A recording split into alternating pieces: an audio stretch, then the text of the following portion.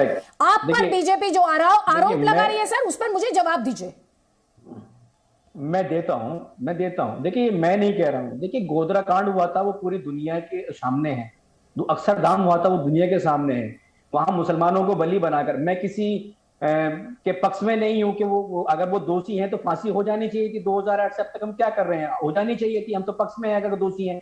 लेकिन मैं उसके साथ साथ बता देना चाहता हूँ, अक्षरधाम मंदिर अली में भी मुर्तजा, मौलाना मुजफ्फरनगर अब्दुल दंगे कयूम याद है साहब आपको या आप भूल गए हैं?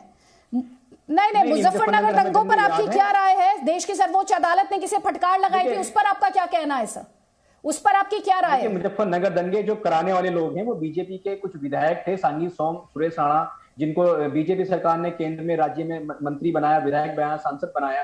तो हम भूले किस नहीं है, ये पार्टी बीजेपी की जो सरकार पर आरोप है। लगा लोगों के साथ? सुन लीजिए सर, तुष्टीकरण की राजनीति का आरोप किस पर लगा?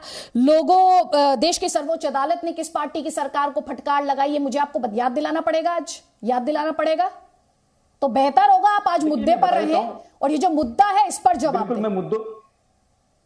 देखिए, मैं बता देता हूं, अक्षरधाम जब मंदिर जब उस पर हमला हुआ था तो उसमें 4 लोगों को गुजरात जो निचली अदालत थी उसने फांसी की सजा सुनाई थी और 4 लोगों को उम्र कैद की सुनाई थी। उसके बाद जब मामला सुप्रीम कोर्ट गया तो चारों लोगों को और मुफ्ती अब्दुल कयूम को सुप्रीम कोर्ट ने बाइज्जत बरी कर दिया था और अदालत ने गुजरात सरकार को फटकार लगाई थी। तो हम ये नहीं कह रहे हैं कि ये दोषी नहीं है। अगर ये दोषी हैं तो 2008 से अब तक फांसी दे देनी चाहिए थी। लेकिन हमें कहीं ना कहीं लगता है कि बीजेपी जो जब सत्ता में आई है तो वो दंगे करा के आई है। सबसे पहले देख लीजिए, अभी हमने मुजफ्फरनगर की बात की, मुजफ्फरनगर दंगों के आरोपियों को सभी का मुकदमे मान्य। दंगों को लेकर तो आपका रिकॉर्ड भी अच्छा नहीं है। दंगों को लेकर तो आपका रिकॉर्ड, आपके रिकॉर्ड की दुहाई देती है बीजेपी। दंगों को लेकर आपके रिकॉर्ड की दुहाई देती है। जवाब ले लीजिए जीवीएल नरसिम्हा, आपका जवाब, उसके बाद दानिश सिद्दीकी। प्लीज जल्दी जल्दी प्लीज।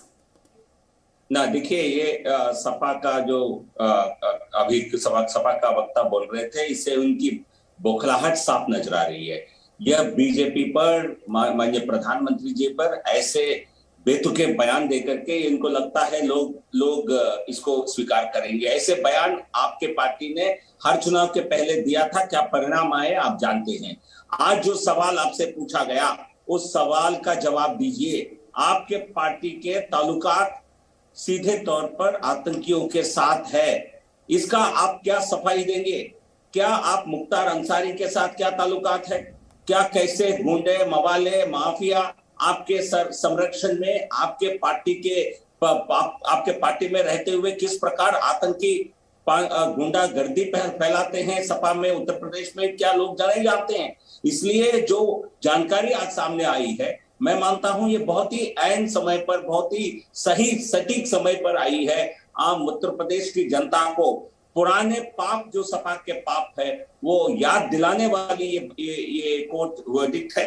और आज सपा विकास के नाम पर राजनीति करने की दावा कर रही है। 5 साल सत्ता में रहते हुए केवल जातिवाद और समाज विरोधी वाद, आपका नाम समाज विरोधी पार्टी होनी चाहिए, जैसा आज अनुराग जी ने कहा। आपने जो दंगों का जिक्र किया, आपने जो दंगों के रिकॉर्ड का जिक्र किया, उस पर पहले समाजवादी पार्टी का जवाब अली मुर्तजा, जल्दी से प्लीज, टू द पॉइंट रहिएगा सर। जब दंगे हुए हैं उत्तर भारत के अंदर, जब देख लीजिए, जब वहां उस प्रदेश के अंदर या तो सत्ता में रही है या विपक्ष में रही है। देखिए, गुजरात के अंदर गोधरा कांड हुआ था, वो उस टाइम पे तत्कालीन मुख्यमंत्री हमारे प्रधानमंत्री थे।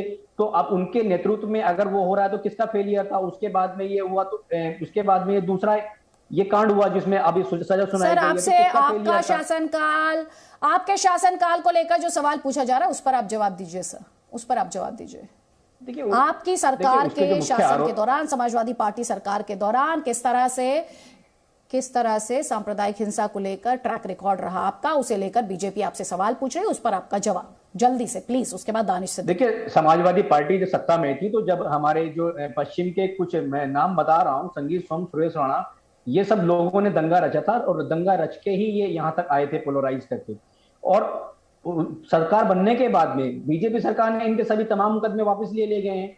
तो आप ये समझ सकते हैं कि दंगा कराने वाले लोग ही अगर अपना मुकदमा वापस ले लेंगे तो वो अपने आप को बताएंगे तो हमने कुछ क्या नहीं है। ये तो पोस्टरवादी सरकार है।